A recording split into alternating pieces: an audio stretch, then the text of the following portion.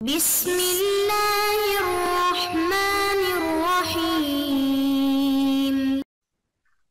بسم اللہ الرحمن الرحیم الحمد للہ وکفا وسلام علی عبادہ الذین اصطفیٰ اما بعد۔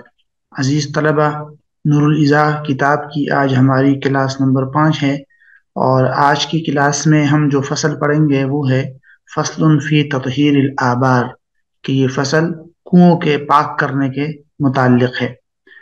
کسی کنویں میں کوئی ناپاکی گر جائے، کوئی جانور گر کر مر جائے تو اس صورت کا کیا حکم ہے؟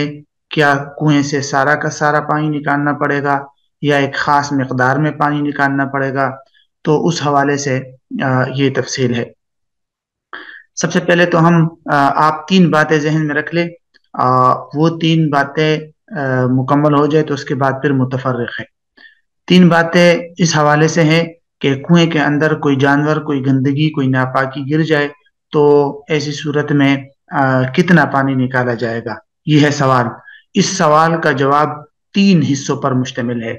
پہلا حصہ مصنف نے یہاں سے لے کر یہاں تک بیان کیا ہے، ٹھیک ہے؟ اس پہلے، اور پھر دوسرا حصہ آگے نمبر 3 میں ہے، اور چوتھا حصہ اس کے بعد آئے گا۔ یہ جو پہلا حصہ آپ کے سامنے ہے، اس کے بارے میں اتنی بات ذہن میں رکھ لے کہ جب کنویں، یہ پہلی صورت ہے کنویں میں کسی ناپاکی یا جانور کے گرنے کی پہلی صورت، اور اس پہلی صورت کا حکم پہلے سمجھ لے۔ حکم یہ ہے کہ اس 4 صورتیں ایسی بنتی ہے کہ جن 4 صورتوں میں کنویں سے سارا کا سارا پانی نکالنا ضروری ہوگا، تب کنواں پاک ہوگا۔ اگر کنواں ایسا ہے، چشمے کی طرح ہے، تھوڑا سا پانی آپ نکال دے تو مزید آ جاتا ہے، اور کنویں سے سارا کا سارا پانی نکالنا بیک وقت ممکن نہ رہے، تو اس طرح کی صورتحال میں پھر 200 ڈول پانی نکالنا پڑے گا، کم از کم 200 ڈول۔ 200 سے 300 ڈول تک نکال دیا جائے تو بہتر ہے، لیکن کم از کم 200 ڈول، اور ڈول سے مراد وہی ڈول ہے جو اس کنویں کے اندر کے لیے استعمال ہوتا ہے یا آس پاس جن کنووں میں استعمال ہوتا ہے، تو 200 ڈول پانی نکالنا پڑے گا۔ اور یہ ہے پہلی صورت کا حکم کہ سارا پانی نکالنا پڑے گا۔ اگر سارا پانی نکالنا ممکن نہ ہو تو 200 ڈول نکالنا پڑے گا۔ اب یہ جو حکم ہے یہ کب لاگو ہوگا کہ 200 ڈول یا سارا پانی نکالنا پڑے گا؟ تو وہ 4 صورتوں پر مشتمل ہے کہ 4 صورتوں میں سارا پانی نکالنا پڑے گا، اگر ممکن نہ رہے تو 200 ڈول۔ وہ 4 صورتیں کون سی ہے؟ پہلی صورت یہ ہے کہ کوئی مائع نجاست، بہنے والی نجاست کنویں میں گر جائے، جیسے خون گر گیا، اگرچہ ایک قطرہ ہو، یا شراب گر جائے، یا پیشاب گر جائے، ٹھیک ہے؟ لید کا حکم یہ نہیں ہے، لید کا حکم بعد میں آئے گا کہ لید اگر گر جائے 2-3 وہ کچھ ہلکا سا تو اس میں کوئی مسئلہ نہیں ہے۔ ایک صورت ہو گئی۔ دوسری صورت یہ ہے کہ خنزیر کنویں میں گر جائے، اگرچہ نہ مرا ہو، زندہ نکل آئے، اس کے بدن پر کچھ بھی گندگی نہ لگی ہو، جیسے بھی ہو، بس خنزیر گر گیا پانی میں تو سارا پانی نکالنا پڑے گا۔ اگر سارا پانی نکالنا ممکن نہ ہو تو 200 ڈول۔ 2 صورتیں ہو گئی۔ تیسری صورت یہ ہے کہ کوئی بڑا جانور گر جائے اور مر جائے، جیسے کتا ہے، بکری ہے، یا انسان ہے۔ انسان بھی یا کتا یا بکری اگر یہ گر کر اس جو کنویں میں مر گئے، ٹھیک ہے، اگرچہ پھولے وغیرہ نہ ہو لیکن مر گئے، تو بس اس صورت میں بھی سارا کا سارا پانی نکالنا پڑے گا۔ اور چوتھی صورت یہ ہے کہ کوئی جانور، خواہ وہ چھوٹا ہو یا بڑا ہو، وہ کنویں میں گر کر مر جائے اور پھول جائے، تو اس صورت میں بھی سارا پانی نکالنا پڑے گا، اگرچہ وہ جانور چھوٹا ہو۔ مثلا چھوٹا سا چوہا ہے، کنویں میں گر گیا اور پھول گیا تو بس سارا پانی نکالنا پڑے گا۔ اگر پھولا نہیں ہے اور چھوٹا جانور گر گیا، اس کا حکم آگے آ رہا ہے، ٹھیک ہے؟ تو یہاں صرف اتنی بات ذہن میں رکھ لے کہ ان 4 صورتوں میں سارا پانی نکالنا پڑے گا۔ اگر سارا پانی نکالنا ممکن نہ ہو تو پھر 200 ڈول نکالنا پڑے گا۔ وہ 4 صورتیں کون سی ہے؟ کہ کوئی مائع نجاست گر جائے جیسے خون وغیرہ، یا خنزیر گر جائے، یا کتا، بکری اور آدمی وغیرہ جو بڑے جانور ہے وہ گر جائے لیکن مر بھی جائے۔ اور چوتھی صورت یہ ہے کہ کوئی بھی جانور ہو، وہ گر جائے، مر جائے اور پھول بھی جائے، کوئی بھی جانور پھول بھی جائے۔ اگر پھولا نہ ہو تو پھر اس کا حکم یہ نہیں ہوگا، پھر اس کا حکم یہ ہوگا کہ جانور گر کر پھولا نہیں ہے اور مر گیا ہے، تو بڑا جانور ہے کتا وغیرہ اور آدمی، تو پھر تو سارا پانی نکالنا پڑے گا، لیکن ان سے چھوٹا ہے تو وہ آگے آ رہا ہے، ٹھیک ہے؟ تو یہ ہے پہلی صورت کہ جس میں سارا پانی نکالنا پڑے گا، یا کہ سارا پانی نکالنا ممکن نہ ہو تو 200 ڈول نکالنا پڑے گا. دوسری صورت، اس دوسری صورت کا حکم یہ ہے کہ 40 ڈول پانی نکالنا پڑے گا، اور 40 سے 50 تک نکال دیا جائے تو اس میں علماء نے لکھا ہے کہ زیادہ احتیاط ہے. یہ ہے دوسری صورت. اور یہ کب ہے 40 یا 40 سے 50 تک کے ڈول کب نکالنے پڑیں گے؟ تو کہتے ہیں کہ اگر کنویں میں درمیانے درجے کا جانور گر جائے اور مر جائے لیکن پھولا نہ ہو. اگر پھول گیا تو پھر وہ پہلی والی صورت میں چلا جائے گا. درمیانے جانور کون سا ہے؟ جیسے کہ مرغی ہے، بلی ہے، یا مرغی اور بلی جتنا کوئی اور جانور ہے، بطخ ہے، یا اس طرح کا کوئی اور جانور ہے، وہ گر گیا اور مر گیا تو پھر ایسی صورت میں 40 یا 40 سے 50 تک کے ڈول نکالے جائیں گے، تب کنواں پاک ہوگا. لیکن اگر یہ جانور گر گئے اور مر گئے اور لیکن پھول بھی گئے، تو اگر پھول گئے تو پھر پہلی والی صورت میں ہے، لیکن پھولے نہیں ہیں، صرف مر گئے ہیں، تو پھر یہ ہے یہی حکم جو آپ کے سامنے ہے، 40 سے 50 تک کے ڈول نکالنا زیادہ بہتر ہے. تیسری صورت جس میں 20 ڈول نکالنا ضروری ہوتا ہے. تیسری صورت کون سی ہے؟ کہ اگر یہ جانور گر جائے تو اس میں 20 ڈول نکالنا ضروری ہوتا ہے، اور علماء نے لکھا ہے کہ 20 اور 30 کے درمیان ڈول آپ نکالے، 20 سے زیادہ 30 تک تو زیادہ بہتر ہے. یہ کب ہے؟ کہ جب سب سے چھوٹا جانور گر کر مر جائے، جیسے سوا ہے اور چوہے کی جتنے جو اور جانور ہوتے ہیں، اگر وہ گر جائے اور مر جائے تو پھر 20 یا 20 سے لے کر 30 تک کے ڈول نکالیں گے.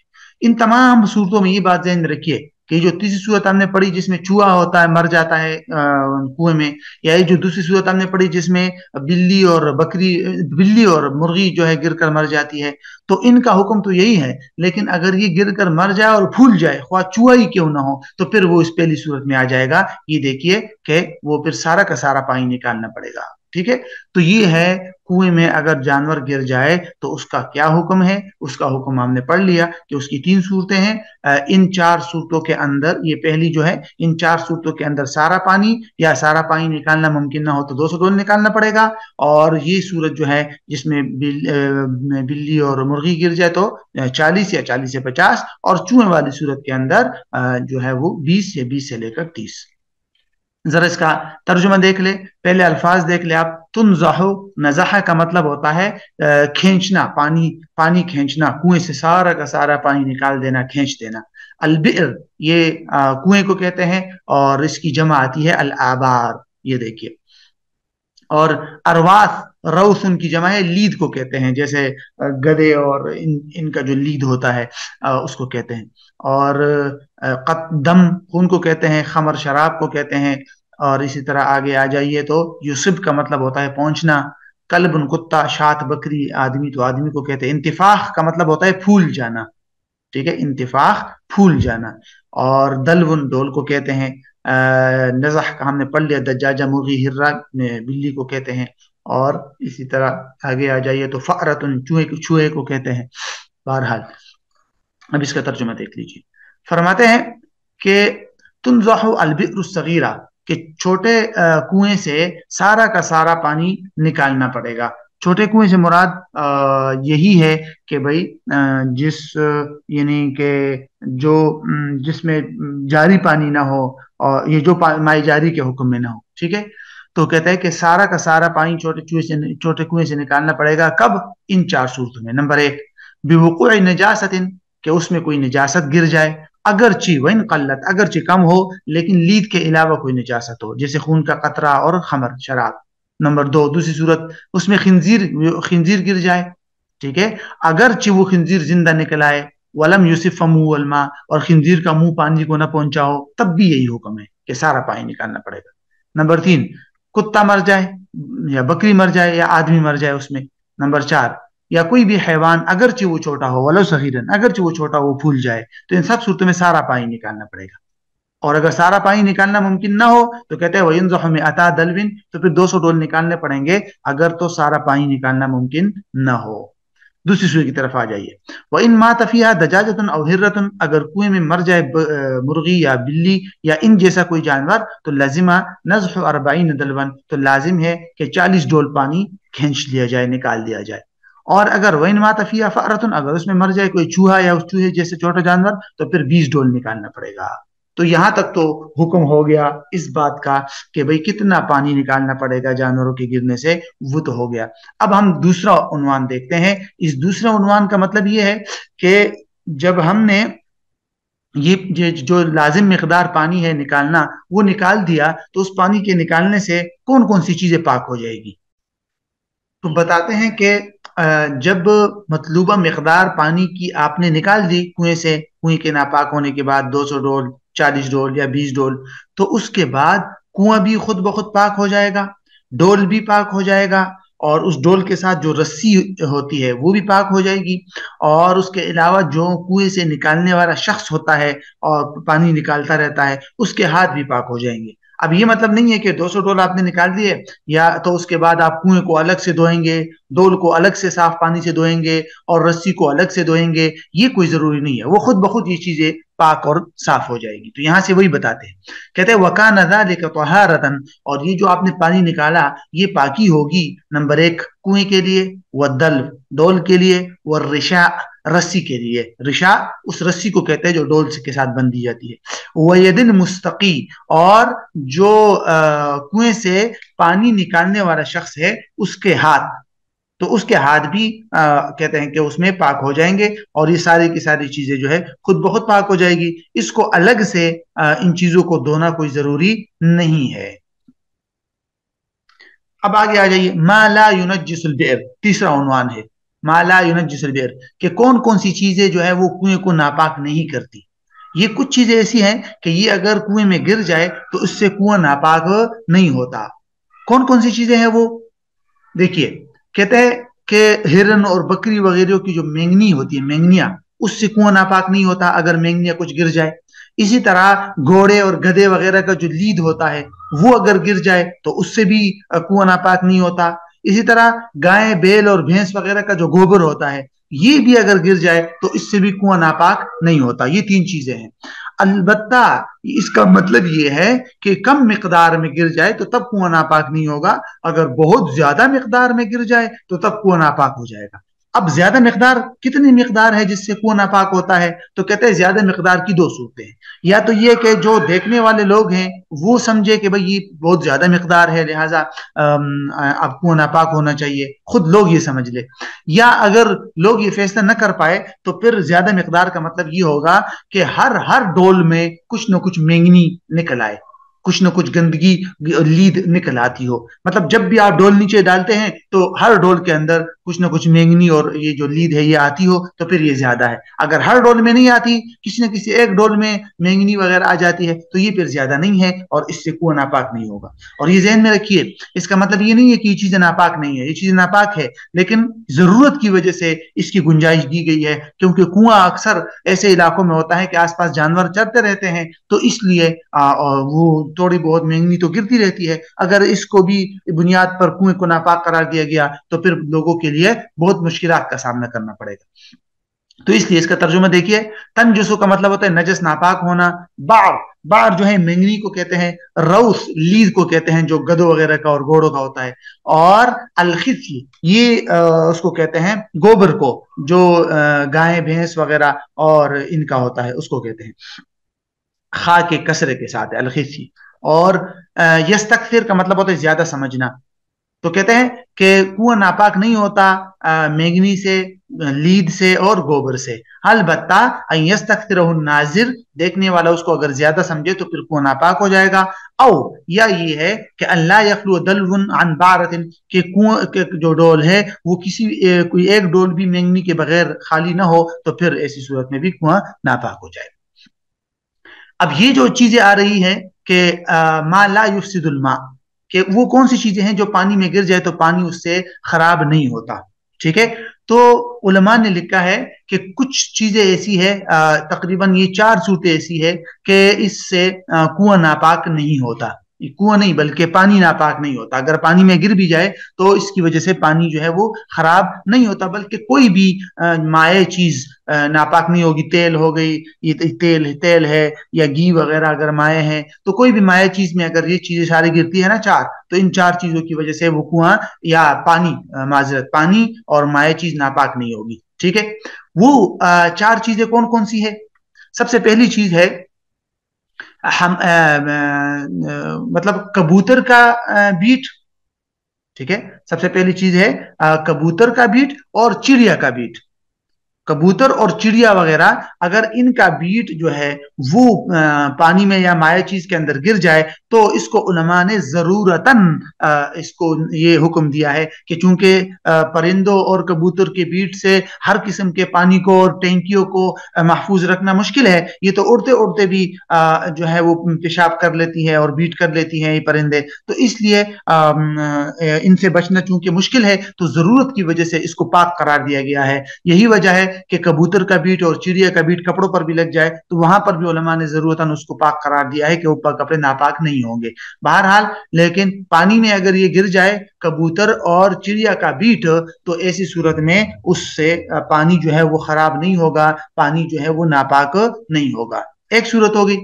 نمبر 2، دوسری صورت یہ ہے کہ پانی کے اندر کوئی ایسی چیز گر کر مر جائے کہ جس چیز کے اندر خون نہ ہو، بہتا ہوا خون نہ ہو. کچھ چھوٹے موٹے جانور ایسے ہوتے ہیں جن میں بہتا ہوا خون نہیں ہوتا، تو اگر وہ پانی میں گر کر مر جاتی ہے تو اس میں اس کی وجہ سے کنواں ناپاک نہیں ہوگا. جیسے مچھلی ہے، پانی ناپاک نہیں ہوگا اس کی وجہ سے. مچھلی ہے، مینڈک ہے اور دیگر جو پانی کے جو جانور ہیں وہ، اور اس کے علاوہ کھٹمل ہے، پسو وغیرہ، اور اس طرح مکھی ہے، اور اسی طرح بھیڑ ہے جو کاٹتی ہے، بھیڑ ہو گیا، اور اسی طرح عقرب یعنی بچو ہے. تو یہ جو چیزیں ہیں یہ اگر پانی میں گر کر مر جاتے ہیں تو چونکہ ان میں بہتا ہوا خون نہیں ہوتا تو اس لیے ان کی وجہ سے بھی پانی ناپاک نہیں ہوگا. نمبر 3، پانی میں انسان گر جائے، ٹھیک ہے، اور پھر زندہ نکل آئے. انسان گر گیا اور زندہ نکل آیا، یا کوئی بھی حلال جانور یعنی وہ جانور جس کا گوشت کھانا حلال ہے وہ گر گیا اور زندہ نکل آیا، مرا نہیں، تو اس صورت میں بھی پھر پانی ناپاک نہیں ہوگا. ٹھیک ہے، پانی میں کوئی انسان گر گیا اور زندہ نکل آیا، یا کوئی جانور گر گیا لیکن ایسا جانور جس کا گوشت حلال ہے، ٹھیک ہے، گائے ہیں، بھینس ہے، بکری ہے، ٹھیک ہے، وہ گر گئے لیکن مرے نہیں. اگر مر گئے تو پھر پیچھے ہم نے پڑھا تھا پھر تو سارا پانی نکالنا پڑے گا نا، تو بڑے جانور کی صورت میں. تو اگر حلال جانور گر جائے یا انسان گر جائے اور زندہ نکل آئے تو ایسی صورت میں ان کی وجہ سے وہ ہے پانی ناپاک نہیں ہوگا. شرط یہ ہے کہ بدن پر نجاست نہ لگی ہو، یقینی طور پر نجاست معلوم نہ ہو. اگر پتہ ہی نہ ہو کہ ان کے بدن پر ناپاکی تھی یا نہیں تو پھر تو کوئی مسئلہ نہیں، پھر بھی پانی ناپاک نہیں ہوگا. چوتھی صورت کہ پانی میں کوئی خچر گر جائے، ٹھیک ہے، پانی میں خچر گر جائے، یا خچر کے علاوہ جو ہے سمجھ جائیے کہ شکاری یا اس طرح گدھا گر جائے، یا شکاری پرندے گر جائے، ٹھیک ہے، یا دیگر جو وحشی جانور ہے، جنگلی جانور وہ گر جائے، ٹھیک ہے، اور ان کا لعاب وغیرہ جو ہے وہ پانی میں، بہرحال لعاب کی بات آگے آ رہی ہے، لیکن اگر لعاب وغیرہ نہیں پہنچا پانی میں تو پھر تو پانی پاک ہے، کوئی مسئلہ نہیں. مطلب یہ زندہ نکل آئے، خچر، گدھا اور چیر پار کرنے والے پرندے وہ گر جائے اور زندہ نکل آئے تو ان کی وجہ سے بھی پانی ناپاک نہیں ہوگا. اگرچہ ایک قول یہ ہے کہ ناپاک ہو جائے گا لیکن دوسرا قول یہ ہے کہ ناپاک نہیں ہوگا. اور اگر ان کا لعاب پانی میں پہنچ گیا تو پھر وہی حکم ہوگا، لعاب اور جھوٹا اگر ان کا منہ جو ہے وہ پانی میں لگ گیا تو پھر پانی کا وہی حکم ہوگا جو پیچھے ہم نے پڑھ لیا تھا کہ بھئی کون سے جانور کے جھوٹے کا کیا حکم ہے. تو جو جانور ہوگا اسی کا حکم وہاں پر لاگو ہوگا. ذرا اس کا ترجمہ آپ دیکھ لیجئے. کہتے ہیں وَلَا يَفْسِدُ الْمَاءَ، پانی کو فاسد اور خراب نہیں کرے گی یہ چیزیں. نمبر 1، حمام کبوتر کو کہتے ہیں، خرم بیٹ کو کہتے ہیں کہ کبوتر کا بیٹ اور چڑیا کا بیٹ. اسی طرح وَلَا بِمَوْتِ مَا لَا دَمَ فِيهِ، کہ جس میں کوئی خون نہ ہو تو اس کے مرنے سے بھی پانی ناپاک نہیں ہوگا. جیسے سمک، مچھلی، مینڈک ہے اور پانی کے حیوان ہے، ٹھیک ہے. اس طرح بق، پسو کو کہتے ہیں، کٹمل وغیرہ، اور ذباب، ٹھیک ہے، ذباب ہے. اسی طرح ذباب جو ہے یہ اس کو کہتے ہیں کیا نام ہے، مکھی کو. اور اس طرح زنبور ہے، زنبور جو ہے بھیڑ کو کہتے ہیں، اور عقرب جو ہے بچو کو کہتے ہیں. اسی طرح ولا بوقوع آدمی اگر گر جائے، وما یؤکل لحمہ، اور جس جانور کا گوشت کھایا جاتا ہے وہ گر جائے، لیکن اذا خرج حیا، جب زندہ نکل آئے، ولم یکن علی بدنہ نجاست، ان کے بدن پر کوئی نجاست اور ناپاکی بھی نہ ہو. اسی طرح خچر گر جائے اس کے بھی پانی ناپاک نہیں ہوگا. گدھا ہو گیا، چیر پار کرنے والے پرندے ہو گئے، وحشی جانور ہو گیا. صحیح قول یہ ہے. وَإِنْ وَصَلَ اللُّعَابُ الْوَاقِعُ إِلَى الْمَاءِ، اور جو جانور گرا ہے اگر اس کا لعاب جو ہے پانی میں پہنچ گیا، اخذ حکمہ، تو پانی کا وہی حکم ہوگا جو ان کے جھوٹے کا ہے. پیچھے ہم نے پڑھ لیا تھا ڈیٹیل کے ساتھ، تفصیل کے ساتھ، ٹھیک ہے.